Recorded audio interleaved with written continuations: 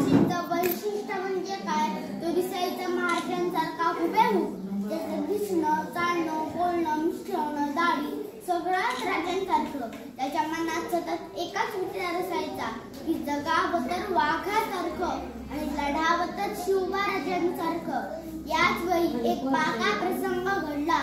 1660च्या शेवटी सिद्धी जोहरने पाकिस्तानची फौज घेऊन पन्हाळ्यावर बेढा दिला आणि नेमके शिवाजी महाराज आणि अन्य मावळे त्या वेढ्यामध्ये फसले.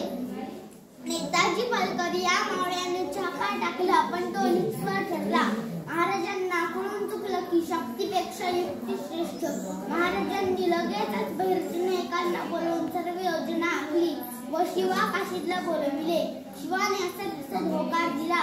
शिवा महाराजांसारखी वेशभूषा करून महाराजांसमोर उभा राहिला आणि म्हणाला, राजा असा दिसतो जी या किडा जातो की लढतो की भिडतो की सिद्धीला.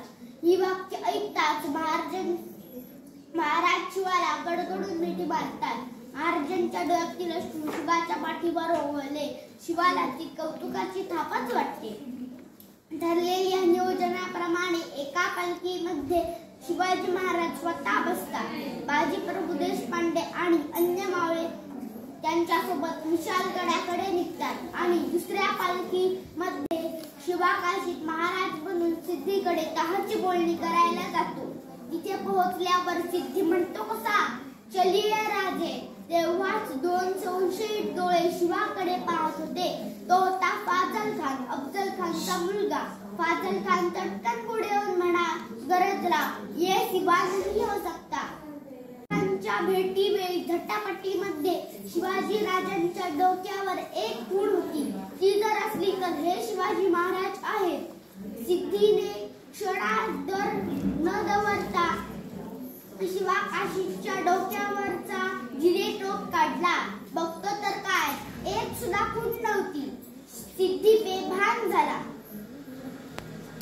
त्यांनी परत तोच प्रश्न विचारला, तुम्ही हो ना असली शिवाजी? शिवाने सांगितलं, हो हो, मीच आहे खरा शिवाजी. याचमुळे फाजल खानने ओळखल्यामुळे शिवाला आपला जीव गमवावा लागला. अनेक राजांनी गिरिदुर्ग, जलदुर्ग, भूदुर्ग तयार केले, पण शिवाजी महाराजांनी मात्र नरदुर्ग उभे केले. हेच राजांचं सामर्थ्य. शिवा काशीद सारख्या अनेक मावळे आहेत आणि शिवाजी महाराज आहेत. यांना